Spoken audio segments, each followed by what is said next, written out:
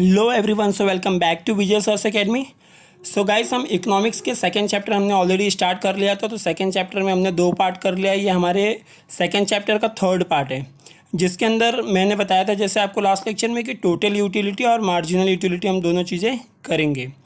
तो ये total utility होती क्या है और मार्जिनल यूटिलिटी होती क्या है, पहले हम उसके बारे में कुछ इन्फॉर्मेशन देख लेते हैं, उसका मीनिंग देख लेते हैं, उसके बारे में समझ लेते हैं।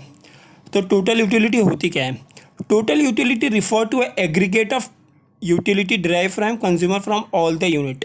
जब आपको यूटिलिटी मिलती है टोटल यूनिट से, एग्जांपल लेते जैसे कि तुम्हें 7 रोटियां खानी है, आपको लगी है भूख, तो आपकी जो भूख की यूटिलिटी को पूरा कौन करेगा? रोटी करेगा। तो आप जब रोटी खाने चालू करते हो तो जो 7 रोटी से आपकी जो भूख मिटती है उसे टोटल यूटिलिटी कहा जाता है। मतलब आपने पूरे यूनिट का टोटल ले लिया, उससे जो आपको यूटिलिटी मिली उसे टोटल यूटिलिटी कहा जाता है। Total utility refer to a aggregate of utility derive by the consumer from all the unit. ये याद रखना, from all the unit of a commodity consumed. Total commodity जो तुमने कंज्यूम किया उससे तुम्हें कितनी यूटिलिटी मिली उसे टोटल यूटिलिटी कहा जाता है। It is aggregate of utilities from all successive unit of commodity consume. जैसे जैसे करके आप पूरे कमोडिटी खाओगे, सक्सेसिव मतलब एक के बाद एक, वैसे वैसे आपको यूटिलिटी एक एक करके मिलती जाएगी और पूरे के पूरे कमोडिटी से जो यूटिलिटी आपको मिली उसे टोटल यूटिलिटी कहा जाता है। तो गाइस एकदम सिंपल है, ध्यान से सिर्फ सुनना और समझने की कोशिश करना।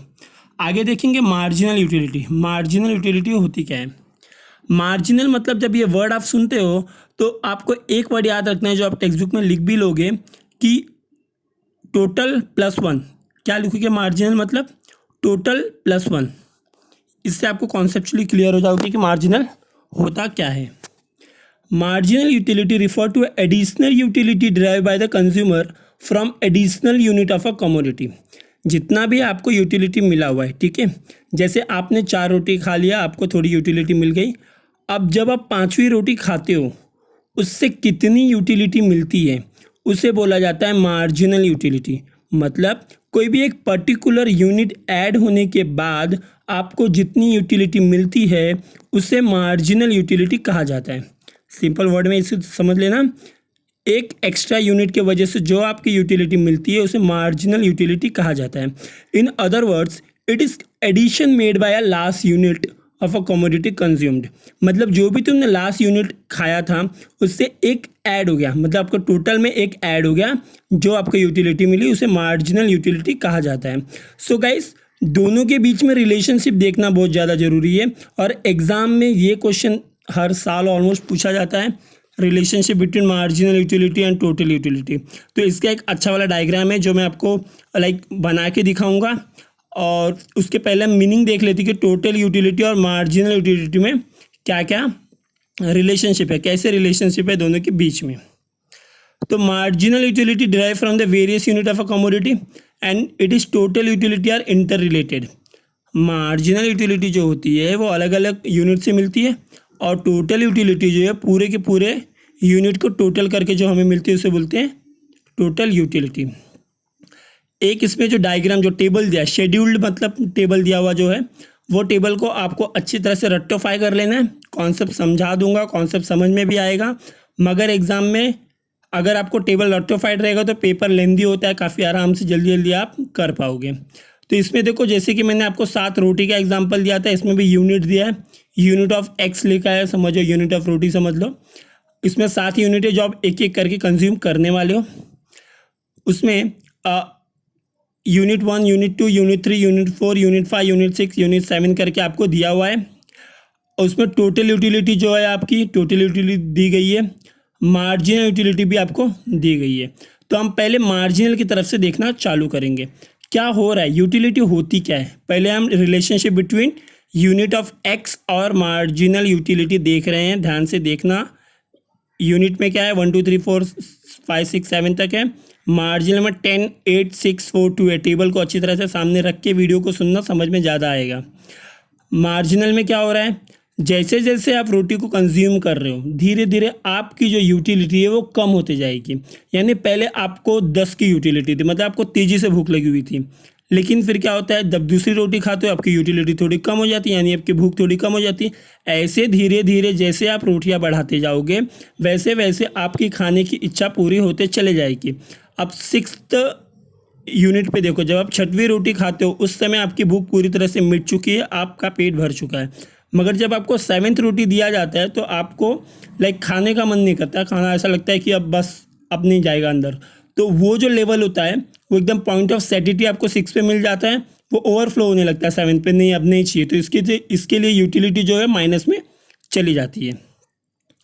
अब टोटल यूटिलिटी की बात करते हैं। जैसे कि मैंने आपको ऑलरेडी बताया था, टोटल यूटिलिटी क्या होता है, एडिशन होता है। आपको मैं डायग्राम बताते समय एक बार डायग्राम को अच्छी तरह से बता दूंगा, जब डायग्राम बनाऊंगा तो टेबल के बारे में अच्छी तरह बता दूंगा। ऐसे सुन के अगर सोचोगे तो 10 और 8 को मिला के 18 होता है, 18 और 6 24, 24 और 4 28, ऐसे करके ये प्लस होते होते टोटल यूटिलिटी का पूरा लाइन बनता है। अब इन दोनों के मदद से हम डायग्राम बनाएंगे, जो डायग्राम कैसा दिखता है ऑलरेडी लास्ट लेक्चर में मैंने दिखा दिया है, लेकिन उसको बनाते कैसे हैं वो मैं आपको वीडियो के जरिए इस लेक्चर में अच्छी तरह से बताऊंगा। तो चलते हैं वीडियो की तरफ। सो गाइस देख लेते हैं हमारा डायग्राम। तो इस डायग्राम में जैसे कि मैंने आपको टेबल बताया था कि यूनिट ऑफ एक्स है, इसके अंदर यूनिट ऑफ एक्स है और टोटल यूटिलिटी के आपको दिए हुए हैं और मार्जिनल यूटिलिटी के दिए हुए हैं। तो मैंने आपको बताया था कि मैं आपको बताऊंगा कि इस टेबल को लिखा कैसे जाता है। तो पहले आपको करना ये है कि जो भी आप यूनिट, जैसे मैंने रोटी का एग्जाम्पल दिया था, तो आप एक एक करके यूनिट को कंज्यूम करते हो, जो कि 7 यूनिट है पूरी। उसके बाद आपको लाइन लिखनी है मार्जिनल यूनिट की। तो मार्जिनल यूटिलिटी क्या हो रही है, मार्जिनल यूटिलिटी धीरे धीरे डिक्रीज हो रही है, जो कि 2 पे आने के बाद 0 पे आती है, 0 पे आने के बाद -2 पे चली आती है। तो ये मार्जिनल यूटिलिटी। टोटल कैसे लिखते हैं, तो टोटल यूटिलिटी पहले सेम होगी, जो आपका मार्जिनल है 10, तो ये भी 10 होगा। फिर उसके बाद ये हो जाएगा कितना, 8। क्या हो रहा है, ये कम हो रहा है। जैसे कि मैंने आपको बताया, जैसे जैसे आप रोटी कंज्यूम करते जाओगे आपकी मार्जिनल यूटिलिटी कम होती जाएगी। तो 8 + 10 कितना हो जाएगा, 18। तो 8 + 10 कितना हो जाएगा, 18। उसके बाद 18 और 6 24, 24 और 4 28, 28 और 2 30, 30 और 0 30 और 30 और -2 28। तो आपको शायद टेबल बनाने अच्छी तरह से अब आ चुका होगा। तो टेबल आपने देख लिया कि टेबल कैसे बना, तो इसके बेस पे हम डायग्राम बनाएंगे। तो पहले आपको टेबल बनाना है, जिसे शेड्यूल बोला जाता है, और इसको जो आपका डायग्राम बनेगा उसको बोला जाता है ग्राफिकल रिप्रेजेंटेशन। Graphical representation. तो टेबल को देख के हम बनाना चालू करते हैं। तो इसके अंदर होता क्या है, जैसे हम पहले क्या करेंगे, हमें 2 टाइप के कर्व बनाने हैं। कर्व मतलब क्या होता है, किसी भी चीज को रिप्रेजेंट करता है, कोई चीज कितना ऊपर जा रहा है कितना नीचे आ रहा है। तो हम पहले मार्जिनल का कर्व बना लेंगे, उसके बाद टोटल यूटिलिटी का कर्व बनाएंगे। तो मार्जिनल का कर्व काफी इजी होने वाला है। इजी क्यों होने वाला है, जैसे हमें पहले पता है कि हमारा पहला यूनिट कितने पे है, पहला यूनिट हमारा कितने पे, पहला यूनिट हमारा मार्जिनल का है 10 पे। तो यूनिट कितना है 1 और मार्जिनल यूटिलिटी 10। तो ये जो आपका है ये क्या है, ये एमयू और टीयू है। ये क्या है, एमयू और टीयू है, यानी मार्जिन यूटिलिटी और टोटल यूटिलिटी पूरा इसके अंदर दिया हुआ है। इसमें यूनिट है, इसमें क्या है, यूनिट्स है, जो भी आप यूनिट्स कंज्यूम करने वाले हो, जो 7 यूनिट आपने लिखे ऑलरेडी। तो पहले यूनिट पे वो कितना था, एमयू कितना था 10। तो 12 और 8 10 के, इसके 8 के बीच में आएगा 10 और ये 1 पे रहेगा। तो ये आ गया 10 हमारा और ये 1। तो यहां पे हम क्या करेंगे, एक डॉट बनाएंगे, एक डॉट 1 के ऊपर हो गया। दूसरा हमारा दूसरे यूनिट पे क्या हो रहा है, 8 पे चले आ रहा है, दूसरे यूनिट पे वो 8 हो जा रहा है। तो हम क्या करेंगे, एक 8 की तरफ एक डॉट बनाएंगे, 2 के सामने और 8 के सामने। फिर क्या हो जा रहा है 6, जो कि 4 और 8 के बीच में आएगा, वो क्या हो जाएगा 3, एक 3 पे बन गया। फिर उसके बाद कितने पे आएगा, 4th यूनिट पे हमारा कितना हो गया, 4th यूनिट पे हमारा 4 हो गया। तो हम क्या करेंगे, 4 पे बनाएंगे। 5th यूनिट पे हमारा क्या हो गया, 5th यूनिट पे हमारा 2 हो गया। तो जो कि दोनों के बीच में आएगा 0 2 4, यहां पे आएगा 2। तो ये इस पे आएगा 5 पे, फिर ये आ जाएगा 6 पे। 6 पे आने का मतलब क्या, देखोगे आप 0 हो गया। 6 यूनिट पे क्या हो गया, 6 यूनिट पे ये 0 हो गया। 5 यूनिट पे क्या था, 2 था। तो 5 के सामने हमने 2 पे क्लिक कर दिया। उसके बाद 7 के सामने -2 में जाएंगे। तो 6 पे हमारा 0 तो यहाँ पे आएगा -2, कितना आएगा, -4 और 0 के बीच में यहाँ पे कहीं जाके -2 आएगा, -4 और 0 के बीच में यहाँ -2 आता है, तो ये जाएगा -2 पे। तो -2 पे हम कर देंगे।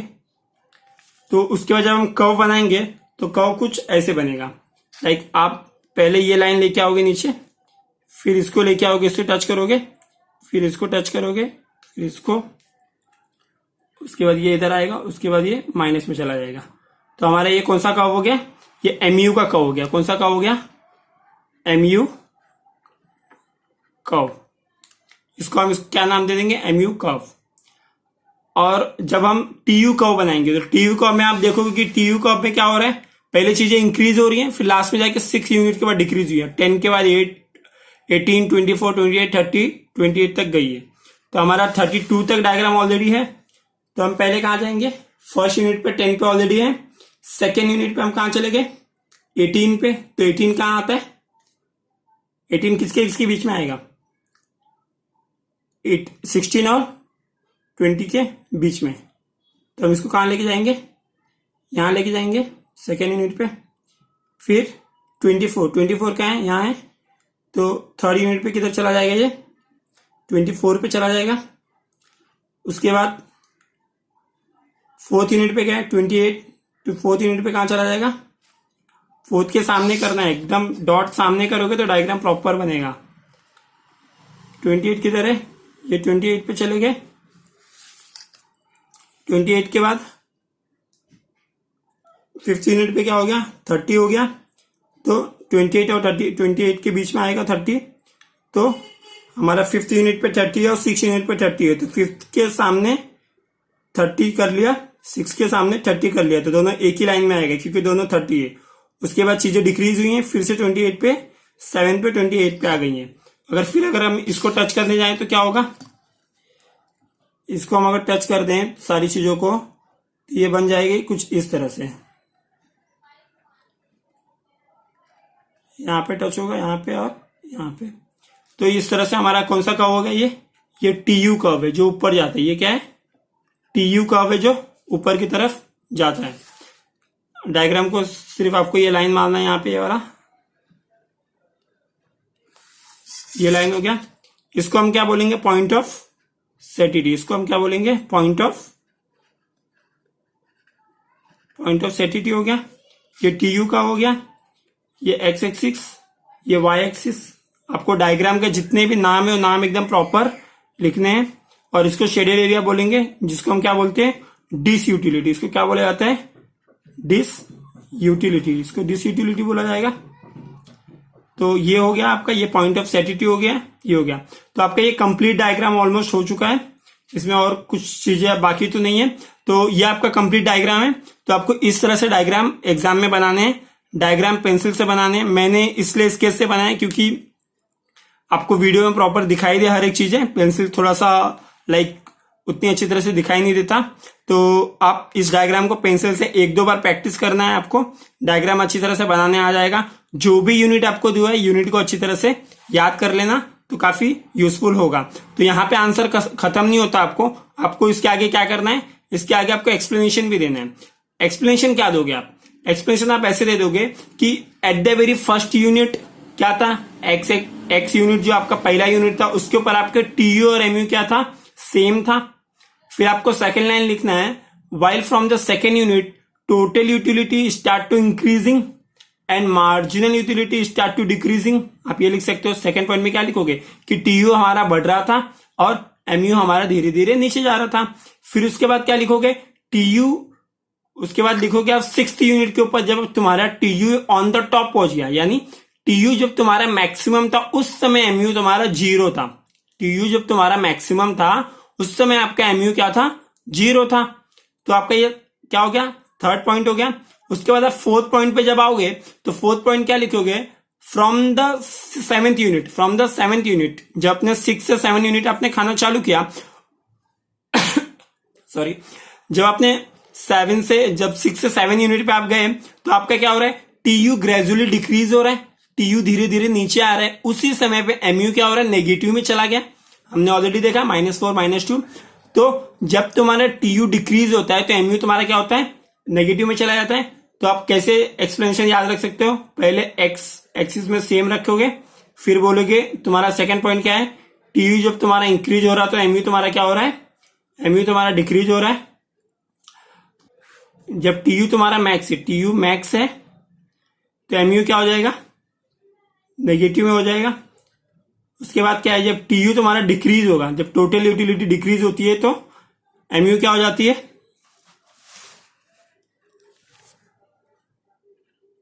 एम यू क्या हो जाएगी, नेगेटिव हो जाएगी। ऊपर एम यू जीरो, यहाँ पे एम यू नेगेटिव। फिर आपका जो फिफ्थ एक्सप्लेनेशन है वो क्या है, आफ्टर द सेटिटी पॉइंट, जब आपका सेटिटी पॉइंट है, जो आपका ये पॉइंट है सेटिटी पॉइंट, कोई भी कंज्यूमर रेशनल होगा यानी एक नॉर्मल आदमी होगा, पॉइंट ऑफ सेटिटी के बाद वो क्या करेगा, अपना कंजम्पशन पूरी तरह से रोक देगा। क्योंकि एक बार जब आपका पेट भरेगा तो उसके बाद आप खा नहीं सकते हैं। रेशनल कंज्यूमर मतलब एक अच्छा मतलब सही कंज्यूमर, ऐसा कोई मतलब हफ्सी जैसा खाना वाला नहीं चाहिए कि बहुत ज्यादा खा लिया, ऐसा कुछ नहीं। एक ऐसा नॉर्मल आदमी क्या करता है, एक जब आपको उसका पेट भर जाए तो वो खाना बंद कर देता है। तो पॉइंट ऑफ सेटिटी के बाद आप खाना बंद कर दोगे रेशनल कंज्यूमर। तो गाइस आपको ये एक्सप्लेनेशन का जो डायग्राम देना है ये 5 पॉइंट में, 1 2 3 4 और 5 जो आपको मैंने बोला रेशनल कंज्यूमर वाला पॉइंट, तो उसके अंदर आपको ये 5 पॉइंट पे आपको एक्सप्लेनेशन पूरे देने हैं। तो आपका पूरा ओवरऑल आंसर कंप्लीट हो जाएगा। आंसर में करना क्या है, टी यू और एम यू के बारे में लिखना और डायग्राम बनाना और आपका टेबल बनाना और इसका एक्सप्लेनेशन देना। ऑलमोस्ट 8 मार्क का क्वेश्चन आता है और हर साल पूछा जाता है। तो पूरे आंसर को प्रॉपरली रेडी करके एक साइड नोट्स बना लेना। आपको ऑलरेडी मैंने टेलीग्राम के बारे में बताया था, मेरे पेज के बारे में, उस पर आप आंसर लिख के मुझे स्कैन कॉपी भेज सकते हो। मैं आपको चेक करके बता दूंगा कैसा है कैसा नहीं। तो आपको टेलीग्राम का लिंक चैनल के नीचे मिल जाएगा। सो मिलते हैं अगले लेक्चर में, तब तक के लिए bye bye, take care. Channel को सब्सक्राइब कर लेना, वीडियो को ज्यादा से ज्यादा शेयर करना।